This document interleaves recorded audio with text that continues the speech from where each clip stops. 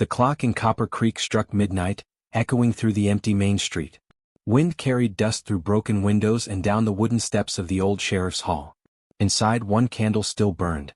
Elara Monroe sat at the desk that used to belong to her husband. The ledgers were open, pages smeared with ink and whiskey rings. She rubbed her eyes, too tired to read another number. The sound of boots on the porch made her freeze. Nobody came here this late. She reached under the desk, fingers touching the cold iron of the revolver she kept there. The door creaked open before she could draw it. A man stepped inside, tall, broad-shouldered, covered in trail dust. His long coat moved slightly with the wind behind him. He didn't say a word at first, just looked around the hall like he was measuring distances, exits, threats. His face was lean, half hidden by shadow and stubble. Elara kept her hand close to the gun. "You're a little late for town business," she said, voice steady but low. The man's tone was calm, deep, controlled. "Didn't mean to startle you, ma'am." Door was open. He took a slow step forward. The candlelight caught the metal on his belt. A revolver, well-kept, oiled, used. "You lost?" she asked. "No. Just need a place to stay quiet a while." He placed a silver coin on the desk. The gesture was simple, but it told her two things. He wasn't begging and he wasn't bluffing. She studied him closely. His eyes were cold but not cruel. There was focus in them, the kind that came from seeing too much violence and surviving it. "There's a boarding house down the road," she said. "They take men who pay. They also ask questions," he replied. "You don't seem the type." That earned him a small glare. She didn't like being read so easily. "I don't run a hotel. Didn't ask for one." He leaned against the doorframe, relaxed but alert. The way he moved made her uneasy, like a man who could shoot before thinking. Elara stood, straightening her corset, trying to look unshaken. "What's your name?" "Cashin Ward." The name hit her harder than she expected. She'd heard it whispered before, the outlaw who shot a man outside the Silver Spur. The kind of name that made people lower their voices. "You shouldn't be here," she said quietly. "Then maybe I won't be for long." For a few seconds neither spoke. The air between them felt tight, stretched thin by caution and curiosity. She could hear her own heartbeat. Her mind raced. Throw him out or wait, listen, see why he came. He wasn't drunk, he wasn't desperate. He looked like a man waiting for something to catch up to him. Finally, she moved her hand away from the gun. "You can stay till morning. No trouble." He gave a single nod, like a soldier taking an order. "Appreciate it." He sat by the wall, back straight, revolver still within reach. She returned to her papers, pretending to read, but her eyes kept lifting toward him. Every sound in the hall, the wind, the candle crackle, the shift of his boots, felt louder than it should. Cashin didn't sleep. He watched the door, the windows, then her. His thoughts stayed quiet, practical. One night. Keep moving. Don't get involved. But when she looked up again, their eyes met, and something wordless passed between them. Not trust, not yet, but recognition. Two people used to hiding the same kind of pain. The candle burned lower. Outside, the town remained silent. Inside, the stranger and the widow sat in the same room, pretending not to notice how aware they'd become of each other. The first light crept through the cracked windows, laying soft gold across the floorboards. The wind had died down. Outside, Copper Creek was just waking. A horse snorted near the trough, someone's boots dragged along the boardwalk, and a coffee pot clanged inside the diner across the street. Elara was already awake. She hadn't really slept. She sat with her elbows on the desk, head heavy in her hands, pretending to be focused on the ledgers again. But her mind wasn't on the numbers. Her thoughts kept circling the man sleeping in the corner. Cashin Ward. The outlaw name alone should have been enough to throw him out the night before. But she hadn't. And that bothered her. She turned slightly, watching him through the faint light. He wasn't asleep, she could tell. His eyes were half open, scanning the shadows in the room. Every few seconds, his hand brushed the grip of his revolver like a habit he couldn't break. Elara cleared her throat. "Coffee's on the stove if you want some," she said. Cashin sat up slowly. His movements were precise, deliberate. The kind that came from years of needing to stay alive. "Appreciate it." He stood, stretched his shoulders, then walked to the small stove by the wall. She noticed the way his back muscles tensed under the worn shirt. He looked strong but not invincible. There was fatigue in the way he moved, the kind that comes from running too long. "You always offer coffee to men who sneak into your sheriff's office?" he asked, voice quiet but edged with dry humor. "Only to the ones who pay," she replied. He gave a faint smirk, the first sign of emotion she'd seen on him. It softened his face just enough for her to wonder who he was before life turned him into what he'd become. When he handed her a tin cup, their fingers brushed. It was nothing, a small contact, but it made her pulse jump. She looked away, pretending to blow on the hot coffee. "You heading out today?" she asked. "Depends," he said. "You expecting trouble around here?" "Not unless you brought it with you." He took a sip and looked out the window toward the empty street. "I didn't. But it's coming anyway." Elara frowned. "What do you mean?" Cashin didn't answer right away. He was watching something outside, or maybe just thinking about how much to tell her. When he finally spoke, his tone was flat, factual. "A man named Royce and his riders. They've been tracking me since Dry Bend. Won't stop until one of us is dead." Elara's chest tightened. She'd heard the name before, Royce Cutter, a bounty hunter who worked without rules. Ruthless, fast, and usually the last face his targets saw. "If you're right," she said, "you can't stay here. If I leave, they'll burn this place down trying to find me." She looked at him, searching for any sign of exaggeration. There was none. His calmness made it worse, like a man who already knew how this story might end. "Then we warn the townsfolk," she said firmly. "We get ready." Cashin shook his head. "You do that and they'll start asking why. You tell them about me and I'll be hanging by sundown. Sheriff's widow or not." Her jaw clenched. She hated that he was right. In Copper Creek, justice was as thin as the walls of her office. The town didn't forgive outlaws no matter their reasons. For a long moment they just stood there, two people with completely different reasons to stay silent, both trapped by the same truth. "You could still leave now," she said, softer this time. Cashin looked at her directly. His expression didn't change much, but his eyes gave away a trace of conflict. "And if I did, would you sleep any easier knowing Royce might ride through here anyway?" She didn't answer, because she knew she wouldn't. He poured another cup of coffee, leaned against the wall and exhaled slowly. "I'll stay till sunset. After that, I move." "You're not taking this town down with you," she warned. "I'm not planning to." There was a strange quiet after that. Not tension, just the kind of silence that comes when two people realize their choices are already made for them. Elara picked up her ledger again, flipping through the same pages she'd been staring at for hours. Her hand trembled slightly. Fear not for herself but for the town. Cashin noticed it, though he didn't say anything. He simply looked out the window again, eyes narrowing as if he could already feel danger on the horizon. Outside, the wind began to rise again, carrying dust through the street. Somewhere far off, a rider's silhouette appeared on the ridge, small, distant, but moving fast. Cashin's grip tightened on his revolver. Elara followed his gaze, and when she saw the dust trail, her stomach dropped. The trouble he'd warned her about wasn't coming. It was already here. The wind carried the sound first, a dull rhythm of hooves echoing through the empty valley. It was steady, organized, and getting closer. By the time Elara stepped outside the sheriff's hall, the sun had climbed high enough to glare against the dust cloud rising from the ridge.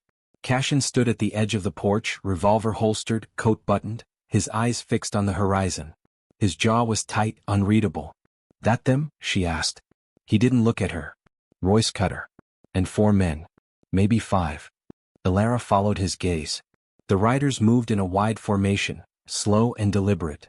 They weren't here to pass through, they were scouting, making sure their prey had nowhere to run. Her throat felt dry. The town was quiet, too quiet. A few townsfolk had noticed the approaching riders and shut their doors. The sound of a hammer striking iron stopped at the blacksmith's shop. Even the horses at the stable went still. "How far till they reach the street?" she asked. 10 minutes. Maybe less. Elara swallowed. "If I send someone to warn the townsfolk." "Don't," Cashin cut in sharply. "The more people move around, the more it looks like you're hiding something." His tone wasn't commanding, but it carried the weight of experience. She hated that she trusted it. He turned to her, scanning her expression. "You ever been in a gunfight?" "My husband was the one who handled that," she said quietly. "Then stay close to cover. Don't draw unless you have to." Elara nodded, but inside, her stomach was churning. The last thing she wanted was another shootout in Copper Creek. She'd buried one sheriff already. Cashin stepped off the porch and walked toward the street. His boots sank slightly into the dust, the spurs giving a dull clink with each step. The way he moved, calm, measured, looked almost out of place against the tension crawling through the air. He stopped in the middle of the street, adjusted his belt, and looked up at the ridge again. Elara called out. "What are you planning to do?" "Talk if they're willing," he said. "Shoot if they're not." She hated how steady his voice sounded. The riders reached the edge of town. The first one, a tall man with a dark duster and a scar that ran from his temple to his neck, slowed his horse to a stop. Royce Cutter. His face was calm, but there was a hardness in his eyes that only came from years of killing for money. "Ward," he shouted across the distance. "You're a long way from Dry Bend." Cashin didn't move. "You came all this way for me, Royce?" "Man's gotta earn his keep," Royce said. "Figure your head's still worth 800. Cashin gave a short, humorless laugh. 800 seems low. Guess I should have killed someone richer." Royce's grin faded. "Don't make this hard, Cashin. You know how it ends." "I do," Cashin said. "And I'm still here." Elara was standing just behind the doorway, revolver in hand. Her pulse was racing so hard she could feel it in her throat. She watched every movement, Cashin's fingers flexing near his gun, Royce's men spreading out slightly on their horses. She could see where this was heading. "Cashin," she hissed under her breath, "get back inside." But he didn't move. Royce swung his leg off his horse and started walking forward. The sound of his boots crunching against the dirt was slow, deliberate. The two men stopped about 15 paces apart. "You've got nowhere left to run," Royce said. "Hand over your guns and maybe I'll make it quick." "You ever known me to run?" Cashin asked quietly. "You should've," Royce said. The silence that followed was brutal. Even the wind seemed to stop. Then, movement. Royce's hand twitched toward his gun. Cashin drew first. The sound was deafening, one shot, clean, precise. Royce staggered back, hit in the shoulder, but his men opened fire instantly. Elara ducked behind the doorway as bullets splintered the wood beside her. She crouched, breathing hard, trying to steady her shaking hands. Cashin dove behind the trough, returning fire with controlled bursts. His accuracy was frightening. Two of Royce's riders dropped before they even reached cover. Elara peeked out, took a breath and fired once. Missed. Fired again, this time grazing a rider's arm. She felt the heat of the gun barrel, the sting of powder on her skin.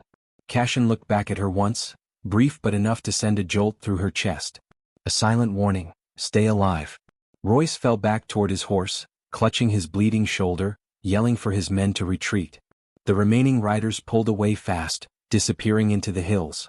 When the last echo faded, the town was silent again. Only the smell of gunpowder and dust hung in the air. Elara stepped out, revolver still trembling in her hand. Cashin holstered his weapon and looked around the street. His breathing was steady but his eyes were hard. "You all right?" he asked. "I'm fine," she said, though her voice betrayed the lie. Her hands were shaking. He stepped closer, reaching gently for her wrist.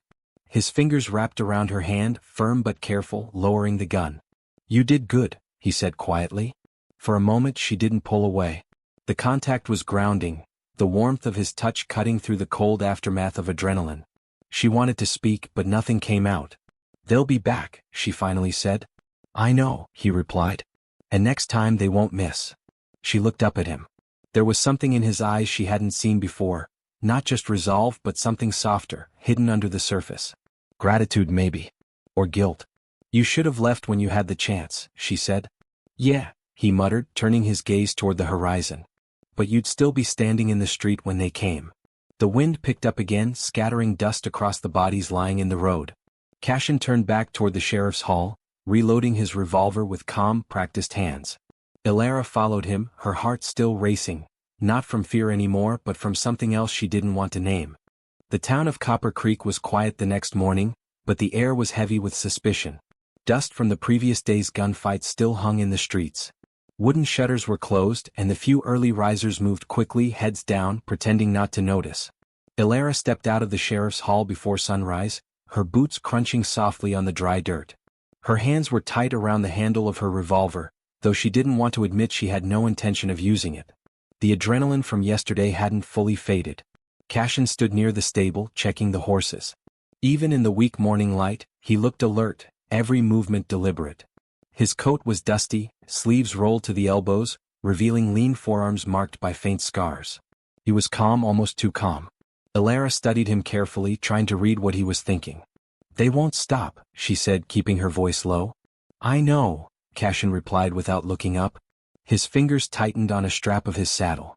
"We just need to make sure they don't find anyone else to hurt." She swallowed, uneasy. The townsfolk already know something happened, she thought. If Royce comes back, they'll be trapped between us and him. Do you even care if they talk? She asked. Depends on who talks. He finally turned to her, eyes scanning the street. Right now, I care about you. Her stomach tightened at the words, not because they were romantic but because they were honest, and honesty felt dangerous coming from a man like him. Ilara led him through the back alleys, keeping him out of sight from any curious eyes.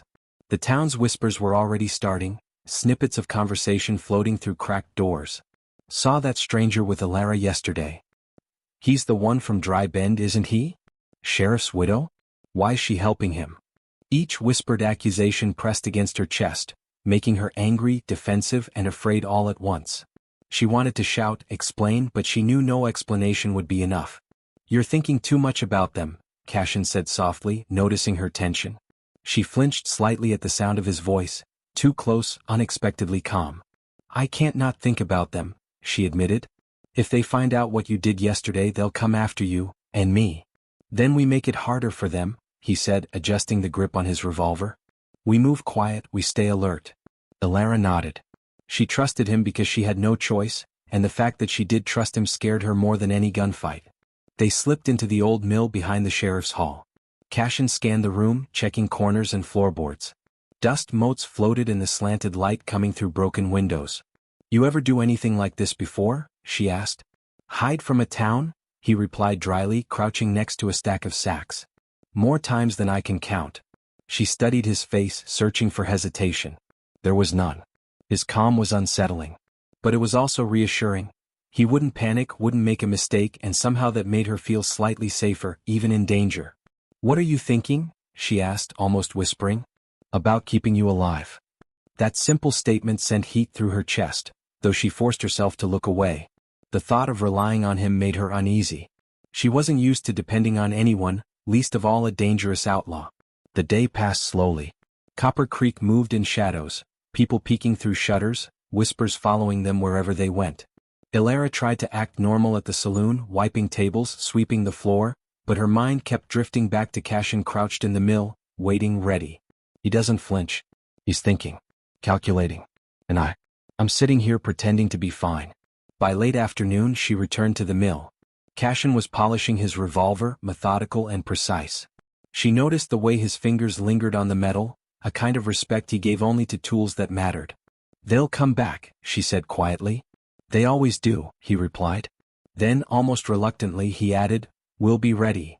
Ilara felt the weight of the moment, the closeness between them, the tension that had nothing to do with the riders. He was here, dangerous, capable, alive.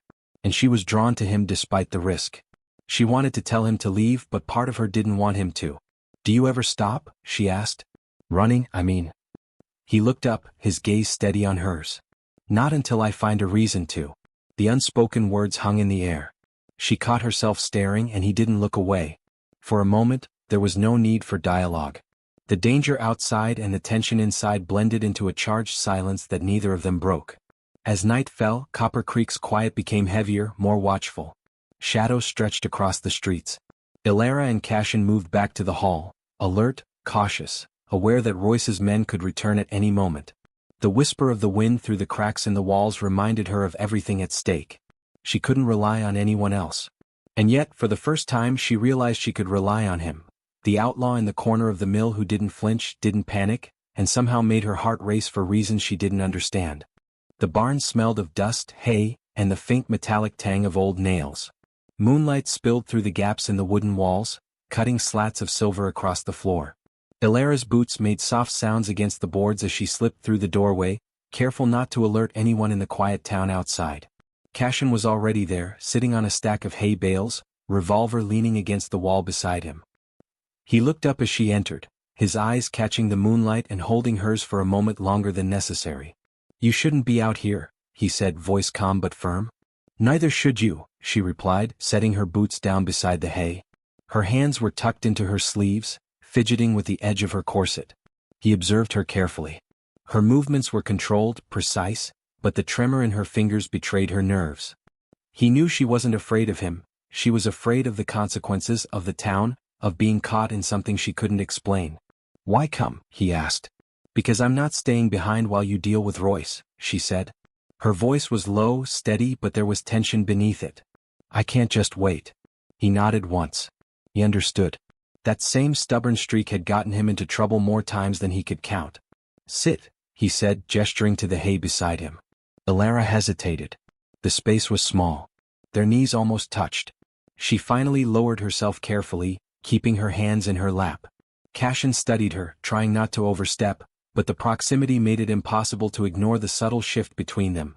The quickened heartbeat, the way her eyes flicked to his hands, the tension in her shoulders. He wanted to reach out but wasn't sure if it was welcome. "You were steady back there," she said quietly, finally breaking the silence. "Steady enough," he replied, keeping his gaze forward, though part of him wanted to see her face fully in the moonlight. Her jaw tightened. "You could have been hit. They wouldn't have stopped." He glanced at her then, brief, calculating. "And if I had?" The question hung between them. She swallowed hard, realizing she didn't want to imagine that scenario. Her stomach knotted, but she refused to let it show. "I wouldn't forgive myself," she admitted. Cashin's gaze softened slightly. He reached a hand toward her, just brushing the edge of her wrist, testing her reaction. She didn't pull away. Her breath caught, subtle, but he noticed. "Careful," she whispered, eyes flicking to the revolver beside him. "Always," he said, but didn't move his hand back. They sat in silence, letting the sound of their breathing fill the space. Dust motes floated in the moonlight. The barn was quiet except for the occasional creak of wood settling. Elara shifted closer, almost imperceptibly. Her shoulder brushed his. He felt it, light, fleeting yet electric in its own way. He wanted to respond, to bridge the space fully, but his mind ran through the consequences. Royce, the town, the danger outside. Every instinct told him to be cautious, but every other instinct whispered to close the distance. "Do you ever stop thinking about what could go wrong?" she asked quietly, voice trembling slightly despite her control. "Every second," he admitted. "And every second I still show up." Her eyes met his, searching, assessing.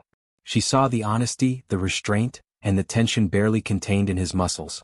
She knew he could hurt her, could leave, could die out there, and yet here he was. "I shouldn't be here," she said, almost to herself. "Neither should I," he replied. The truth of it hung between them, undeniable and raw. Cashin reached out slowly, fingers brushing her hair back from her face. She didn't flinch. Her hand instinctively moved toward his, resting lightly on his forearm. "I can't promise anything," she said. "Nor can I," he replied. And yet for a long moment it didn't matter. They sat close, not speaking, letting the weight of shared danger and mutual understanding fill the barn. The unspoken connection was tangible. Fear, relief, attraction, trust, all pressed into a single moment. Outside, the town remained quiet. Inside, the barn held two people on the edge of something neither had expected but both couldn't ignore. Cashin finally exhaled slowly, removing his hand, letting it rest lightly on his knee. "We need to keep moving tomorrow," he said. "We can't stay here long." "I know," Elara said, though she stayed where she was, close enough that her shoulder brushed his again. The night passed slowly. They didn't speak much more, but the silence carried meaning. Every glance, every subtle movement, every shallow breath revealed trust, caution, and a desire neither was willing to name yet. When Elara finally left the barn, the moonlight highlighted her cautious steps. Cashin remained, alert, vigilant, but the faintest trace of a smile touched his lips. He was alone again, but not the same alone as before. Copper Creek was quieter than it had ever been. The sun was low, casting long shadows across the empty streets. The only sound was the occasional creak of a shutter or the low neigh of a horse tied to a post. But the stillness wasn't peaceful, it was tense, loaded with expectation. Elara moved cautiously from the sheriff's hall toward the saloon, broom in hand but senses alert. Every step she took was measured, ears straining for distant hooves or the faintest whisper of movement. Her stomach was tight, not from exertion, but from the knowledge that danger was already near. Cashin was at the edge of the street, standing in partial shadow near the stable. His revolvers were loaded, holsters tight, fingers twitching occasionally over the triggers. His eyes scanned the horizon, calculating. His jaw was set, but his posture was calm, outwardly composed, inwardly braced for violence. "They'll be here soon," he said without turning. Elara didn't respond immediately. She was too aware of the empty streets, the silence pressing in on her. Every instinct screamed to hide, but she couldn't. "Not now." "I can help," she said finally, voice low. He turned, briefly catching her expression. Fear, yes, but also determination. She wasn't panicking. That made her dangerous in the way that mattered. "Then stay close and stay behind cover," he said. "Don't engage unless you have a shot." She nodded, though inside the tension made her hands shake slightly. The first rider appeared on the ridge, silhouetted against the fading light. Dust rose behind him, the rhythmic sound of hooves on dirt echoing down the street. He was alone at first, a scout, but soon the others followed, Royce leading the group with the same cruel precision as before. Ilara's heart hammered in her chest. She glanced at Cashin. His face was calm, but the slight narrowing of his eyes told her he was calculating every angle, every possible approach. "We can't outrun them in the street," she said quietly. "No," he admitted. "But we can control the terrain. They come to us, they expose themselves." He motioned for her to move closer to the shadow of the stable. She obeyed, feeling the tension in every muscle. Cashin's presence beside her was grounding but also nerve-wracking. His closeness made her pulse quicken. The riders entered town. Royce dismounted, moving with confidence, revolver in hand. His men fanned out, checking buildings and alleyways. Cashin stayed low behind a stack of barrels. His eyes flicked to Ilara. "Stay down," he ordered. "I'm fine," she said, but her voice betrayed the adrenaline coursing through her. He barely acknowledged it, focusing on Royce and the movement of his men. The first shot rang out, a warning, precise, controlled. Cashin didn't flinch. He returned fire quickly, aiming to disable rather than kill, though his accuracy left no doubt that he could. The riders ducked behind posts and crates, returning fire. Bullets splintered wood and kicked up dust, but both Cashin and Ilara stayed low. "Move!" Cashin hissed, grabbing her arm and pulling her to the alley behind the saloon. Her boots barely made a sound against the boards. Her heart pounded. She could feel the tension radiating from him, controlled, lethal, but not reckless. She followed instinctively, trusting him completely. From the alley they peeked back. Royce was advancing, signaling his men to spread. Cashin checked his surroundings, calculated the distance, and whispered, "We draw them into the open.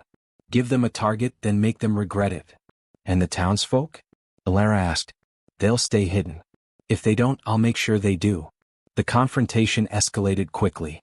Cashin moved like a shadow, firing when necessary, retreating when he needed to, all while keeping an eye on Ilara. She watched him, fear mixing with awe. The man was methodical, precise, utterly unshakable. When a rider attempted to flank them, Cashin was ready, spinning on his heel, firing a single shot that hit the horse's flank. The rider stumbled, forcing the rest to pause. Ilara's hands gripped her revolver, ready to assist, but trusting him completely. "We need to end this now," Cashin muttered. "How?" she asked, barely audible. "Together," he said, briefly meeting her eyes. There was no flirtation, no casual charm, just an acknowledgement that she was part of this, part of the plan, and part of something he didn't fully understand but needed her in. By the time the sun fully dipped behind the ridge, Royce and his men were retreating.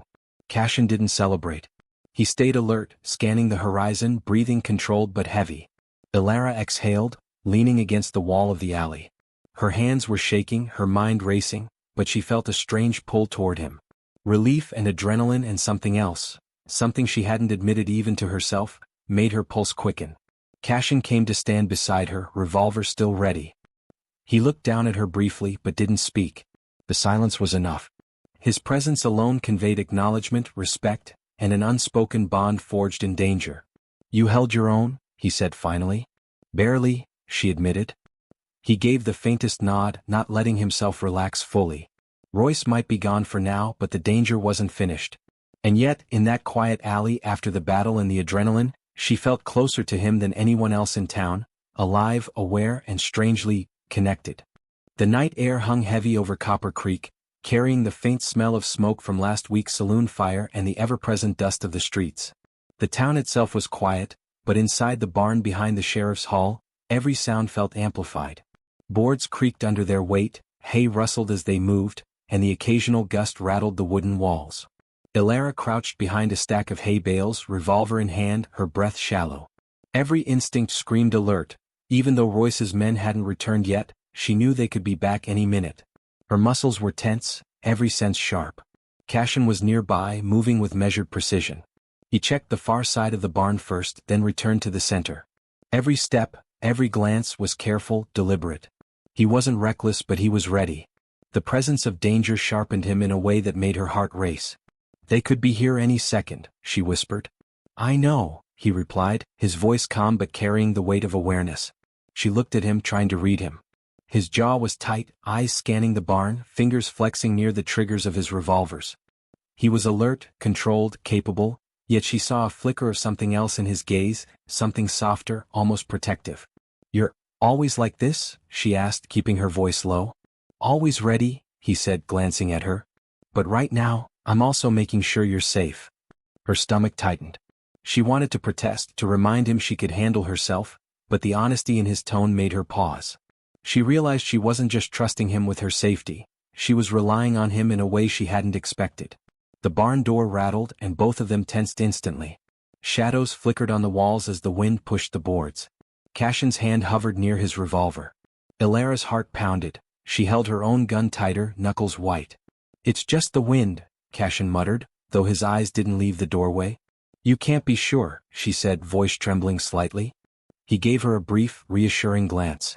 His presence was grounding even as her pulse raced. She realized that the danger wasn't just outside. The proximity to him, the closeness in the small space, the shared adrenaline, it was overwhelming in a way she hadn't anticipated. "Stay close," he said quietly. She obeyed, crouching near him.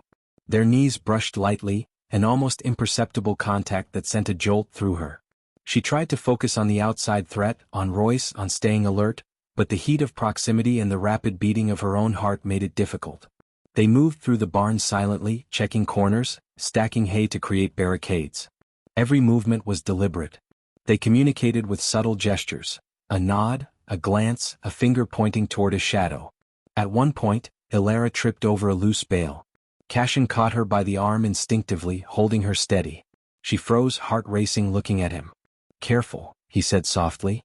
His voice was low, almost intimate. She realized that in that single moment, nothing else existed except the two of them, the danger outside and the barn filled with shadows. She felt exposed, physically and emotionally, but she didn't pull away. She couldn't. I won't fall again," she said, though her voice betrayed the lingering adrenaline and the awareness of his proximity. "I know," he replied, his eyes scanning hers for a brief second, steady, calm, yet alert. Time stretched in the barn. Royce's men had not returned, but the tension didn't ease. Instead, it shifted, from external danger to internal awareness. Every movement, every touch, every glance between them carried weight. Ilara realized that being near him, trusting him, relying on him was terrifying, but it was also necessary. She could face Royce, face the danger outside, but she couldn't face the growing pull between them. Cashin noticed her glance, the subtle shift of her body leaning slightly toward him. He didn't move closer, didn't speak, but he acknowledged it with a small, almost imperceptible nod. No words were needed. They were aware of each other, aware of the tension, aware of the unspoken connection building in silence. "We should rest," he said finally, breaking the spell, his voice low but firm. "Rest?" she asked, though she already knew what he meant. A short pause, a chance to catch their breath and prepare for whatever came next. "For a little while," he replied. "We'll need our strength for tomorrow." Ilara nodded, moving slightly away but staying within arm's reach. They settled among the hay bales, alert, tense, but aware of each other. The night stretched long and quiet, filled with the subtle, charged silence that comes when danger and unspoken attraction coexist. For the first time, she acknowledged to herself that she was not just relying on him to survive the danger outside.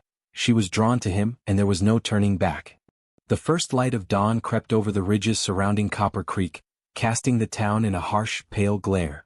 Dust stirred in the empty streets, glinting in the sunlight. The town was quiet, too quiet. Every shuttered window, every closed door seemed to hold its breath. Ilara stood at the doorway of the sheriff's hall, boots planted firmly, revolver at her side. Her eyes swept the street for movement, her jaw tight, pulse hammering. Royce's men had been silent overnight, but she knew the lull meant nothing. Danger could erupt at any moment. Cashin emerged from the barn behind the hall, revolvers holstered but ready, coat dusted and sleeves rolled. He moved with his usual measured precision, scanning every shadow, every corner. Despite the calm in his posture, his mind raced, calculating angles, cover, escape routes, and the timing of each possible move. "You ready?" he asked, voice low. "As I'll ever be," she replied, though her hands trembled slightly. She didn't want him to notice, but she knew he would.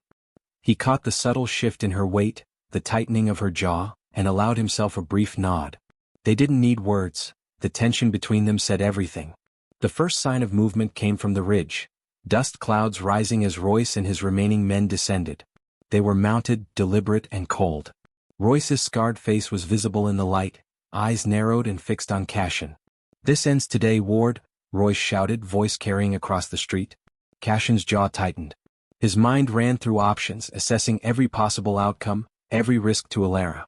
He could face Royce alone, but the thought of putting her in danger was unacceptable. "Stay behind me," he said quietly. Alara didn't hesitate. She moved to the side, close enough that their shoulders brushed. The contact sent a jolt through her chest, but she focused on keeping alert. The confrontation escalated in moments. Royce dismounted, revolver in hand, his men fanning out to flank. Cashin stepped forward, careful, controlled, revolver at the ready. Alara's eyes tracked every movement, every potential threat. She had been through this before with him, but the stakes felt higher now. "Hand over your guns, Cashin," Royce said, voice steady. "Not today," Cashin replied calmly, scanning for cover and angles, his fingers flexing near the trigger. Shots rang out, sharp and precise. Cashin moved efficiently, disabling Royce's men while keeping himself and Alara protected. Bullets splintered wood, kicked up dust, and sent horses skidding. Each movement was calculated, each decision deliberate. He didn't waste energy or emotion on panic. Alara ducked behind a post, revolver ready. When a rider tried to approach from the side, she fired. Her shot hit, grazing his arm, forcing him back. Adrenaline coursed through her veins, but she kept her breathing controlled, focusing on survival and timing. Amid the chaos, Cashin noticed her glance toward him, the fleeting moment of fear mixed with something else. Trust, awareness, a connection forged in danger. He allowed himself a brief acknowledgement, a tilt of his head, enough for her to notice. "We end this now," he muttered under his breath. "How?" she whispered, voice tight with adrenaline. "Together," he said, eyes scanning Royce's position. They moved as one, coordinated silently through the cover of barrels and crates. Cashin provided protection while Alara covered his flank, their motions instinctive, honed by previous encounters. Royce stumbled under Cashin's calculated shots, his remaining men retreating, disoriented and injured. The final rider fell from his horse as Cashin fired a clean, precise shot. In moments, the street was quiet again, the dust settling and the danger dissipating. Cashin lowered his revolvers slowly, chest rising and falling with controlled breaths. Alara emerged from her cover, hands still trembling slightly, eyes scanning for any remaining threat. "It's over," he said quietly. "For now," she replied, voice tight. Relief and exhaustion mingling in equal measure. They stood together in the street, the sun climbing higher. There were no cheers, no celebrations, just the quiet aftermath, the stillness following chaos. Alara looked at him, noticing the faint smudge of dust on his cheek, the tautness in his muscles finally easing. You were incredible," she said softly. "So were you," he replied. His eyes held hers, steady, unflinching, yet something warmer flickered there. Appreciation, respect, and something neither had named yet. She took a step closer, almost imperceptibly. Their shoulders brushed again. She felt a shiver run through her, not from fear but from proximity, from shared experience, from relief. "You don't have to go anywhere," she whispered. He studied her for a long moment, then nodded, a faint but genuine smile touching his lips. "Not today," he said. For the first time since he had arrived in Copper Creek, Cashin allowed himself to relax fully. The danger had passed, the town was safe, and for the first time he didn't feel the need to keep moving, to keep running. Alara reached out, brushing a strand of dust-streaked hair from his forehead. He didn't flinch. The contact was small, almost imperceptible, but it carried a weight neither needed to voice. They stood there in the morning light, quiet, alert but no longer afraid. Copper Creek was calm, the sun warming the dust-streaked streets. And for the first time, Cashin and Alara allowed themselves to feel something beyond survival. Trust, connection, and the possibility of a future together. The chapter closed with the street empty, the danger gone, and the two of them standing side by side, not as hunter and hunted, not as outlaw and widow, but as two people who had faced chaos together and emerged stronger, alive and quietly bonded.